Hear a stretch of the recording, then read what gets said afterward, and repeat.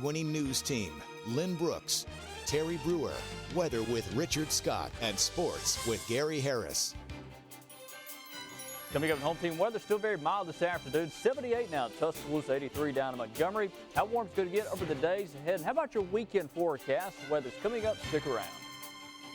Plus, a special focus on the issue of domestic violence. We have a local expert who helps victims all across West Alabama joining us live in studio with how you can get help. Also, a new study says there's a change in how Americans describe their religious beliefs. We'll explain and hear from local religious leaders on what's behind the shift. We're glad you're with us tonight. I'm Lynn Brooks. And I am Terry Brewer. Up first tonight, we start with a look at your weather. A lot of things going on this upcoming weekend. Bama's going on the road. Also, we have the Native American Festival in Moundville. So will the beautiful weather and clear skies stick around, or could we see some rain? Let's check in now with Richard Scott. Hi, Richard. Hey, Lynn and Terry, and a good Thursday afternoon to you. No issues to talk about today, or at least leading to our weekend plans. Very nice weather, 78 now Tuscaloosa, but a lot warmer to our southwest Jackson at 84. We could see temperatures like that heading to our weekend plans, so tomorrow as well as Saturday. Really warm weather to talk about. No rain to deal with, rain-free.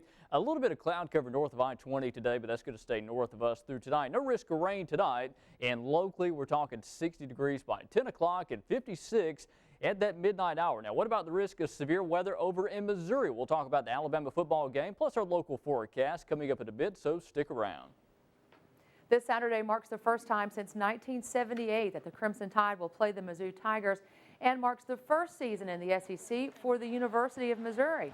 So far, the Tigers have a 3-3 record. The Tide will roll into Saturday's matchup undefeated and #1 in the country. The showdown in the Show Me State kicks off at 2:30 and will be aired on CBS. WVUA Sports Director Gary Harris has much more on this matchup for you coming up in Alabama's home team sports. A new study shows Protestantism is no longer the majority religious group in America.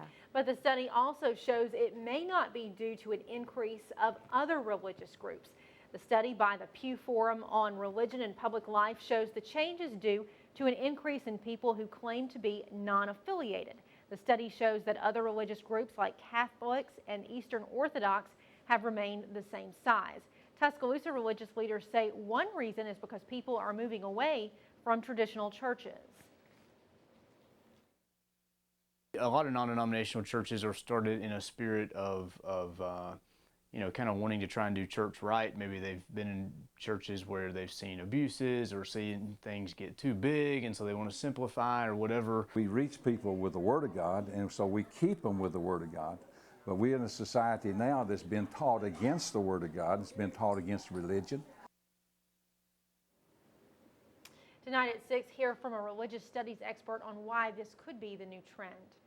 On your election watch, the vice presidential debate.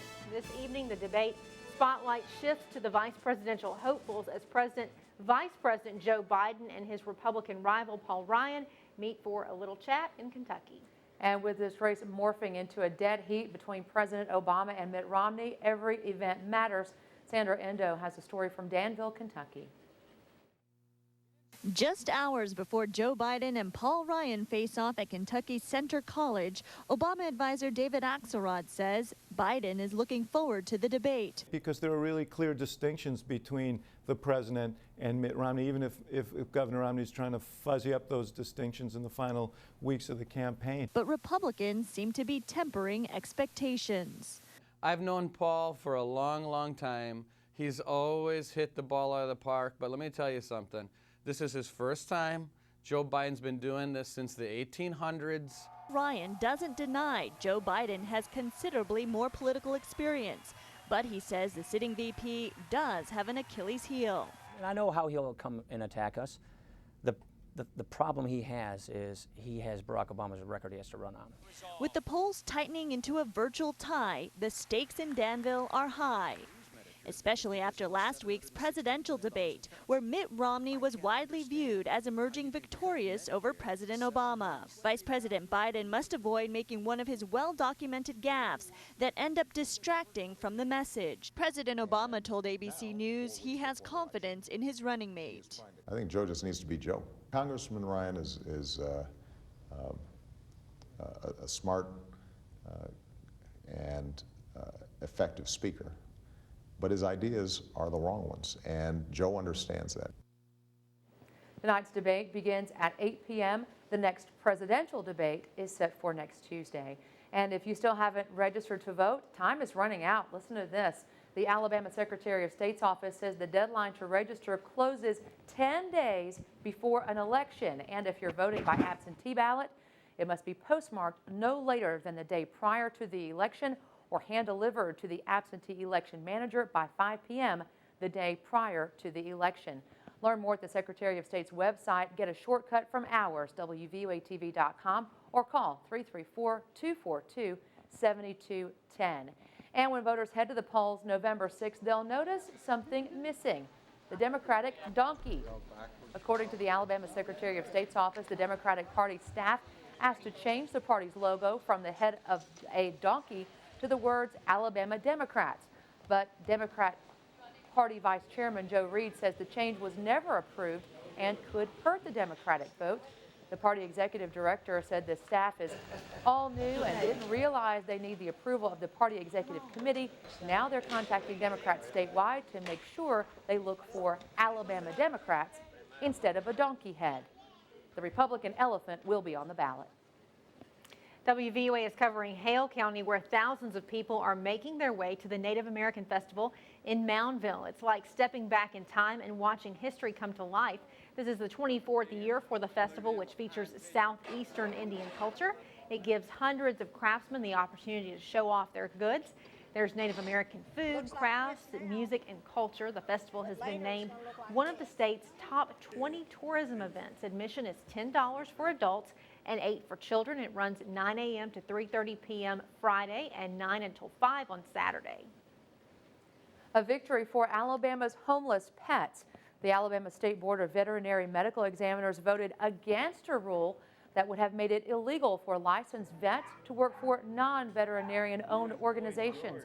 The Humane Society of the U.S. said if the rule had passed, the state's nonprofit spay and neuter clinics would have to close. On your Health Watch tonight, expiration dates on prescription drugs. If you're throwing them away when they expire, you may want to think twice about that. Some new research shows some drugs are still potent 40 years after their expiration dates. A researcher from the University of California said most drugs expire 1 to 5 years after they're made, but one professor has a warning. He said the drugs in the study were stored unopened for all those years, and similar drugs stored in other conditions might have a different outcome.